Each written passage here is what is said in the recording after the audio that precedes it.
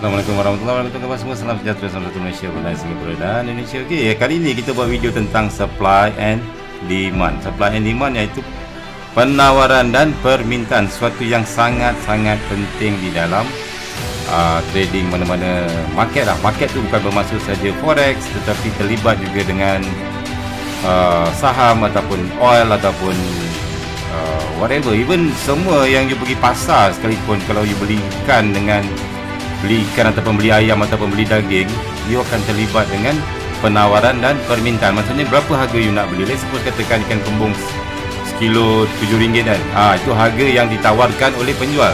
Okey, berapa you sanggup beli? You sanggup beli RM7? Okey, no problem. Ada setengah orang dia akan, yang bijak, pembeli yang bijak, dia akan cuba tawar, dia akan beli pada harga rendah. Dia tawar lagi, minta harga RM6.5 ataupun RM6.8 ataupun RM6. Let's suppose dia minta RM6, RM6. So and then penjual pula dia takkan senang-senang bagi harga murah kepada pembeli sebab dia nak untung, right? Dia nak untung. So dia akan tawarkan, bolehlah discuss, nego-nego sikit daripada RM7 mungkin boleh turun kepada RM6.8. Biasanya dia akan pergi kat tengah-tengah ataupun maybe RM6.70 sekilo. Okay, so benda itulah yang berlaku di dalam market, any market, semua market, even forex sekali, pembeli dan penjual. Okey, pembeli dan penjual. So dalam chart MT4 ni, kalau you buka MT4 ni yang saya dah lukiskan apa semua, ini adalah hasil daripada penawaran dan permintaan yang dilakukan oleh pembeli dan penjual. Ada macam contohnya GBP AUD, ada orang nak beli AUD, ada orang nak beli GBP, ada depend pada pair tersebut. Macam gold, ada orang nak sell gold, ada orang nak buy USD, ada something like that. Okay, so benda ni penting. Supply and demand ni lebih kepada pemahaman. You kena faham. Nanti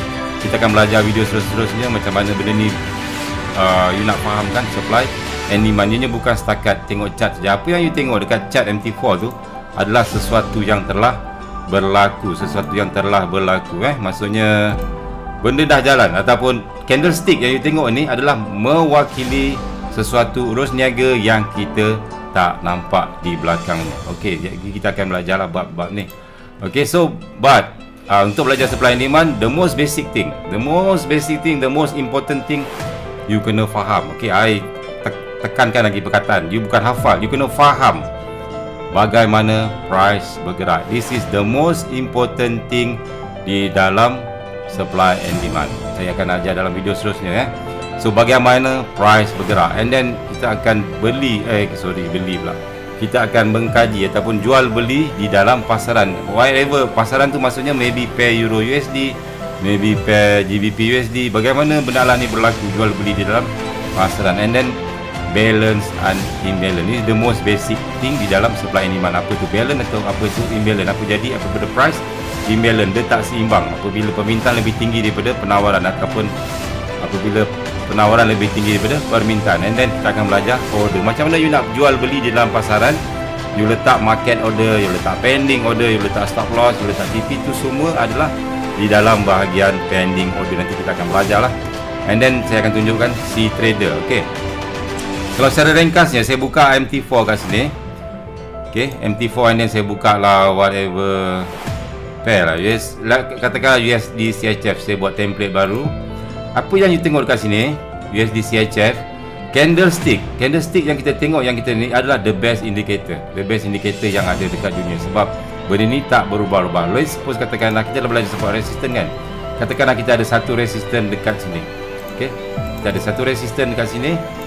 This is H1. Kalau you tukar kepada H4, okay, this resistance still the highest dekat sini. Dia tak berubah dekat sini. Even katakan you tukar M30, this resistance still the highest dekat sini. Dia tak lagging, dia tak berubah-ubah. M30 you tukar tempat lain, tak ada. And then you tukar M15, this price ataupun this resistance still dekat sini. You tukarlah mana-mana time frame, dia tetap dekat sini. So itu adalah permulaan bagi SLR, maksudnya indicator.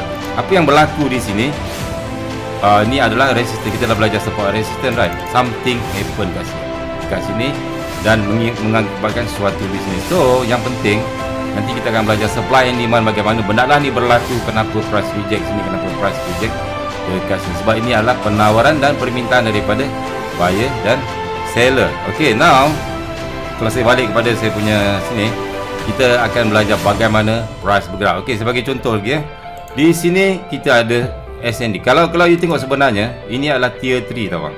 Katakan let's suppose saya nak tengok depth of market. Depth of market ini adalah tier 2. Kita akan belajar nanti tier 2 bagaimana price bergerak. Okay, and then kalau you boleh tengok C trader, ini adalah contoh C trader. Okay, ini adalah contoh chart. You akan nampak order tu semua. Order buy, ada orang buy limit, sell limit, buy limit, sell limit. So the C trader ni you boleh download kat mana-mana broker yang ada akaun CN dan menawarkan sistem C trader selain daripada MT4. Okay, ini adalah order. Kita akan belajar order nanti, buy, stop, buy limit. Benda tu basic tapi this is very important. Order ni lah yang akan menggerakkan market, menggerakkan market, dan order ni lah juga yang akan membentuk candlestick. Alright. Okay, so I think that's it video tentang ni, video just introduction bagaimana price bergerak. Selepas ni saya akan tunjukkan chart ataupun video bagaimana price bergerak, which is I think quite long. You kena very understanding about this. So once you dah faham, barulah you tahu bagaimana price bergerak. Lepas tu bila you dah faham, nanti baru you boleh tahu macam mana nak masuk dekat mana. Alright, kita tengok video seterusnya. Assalamualaikum warahmatullahi wabarakatuh.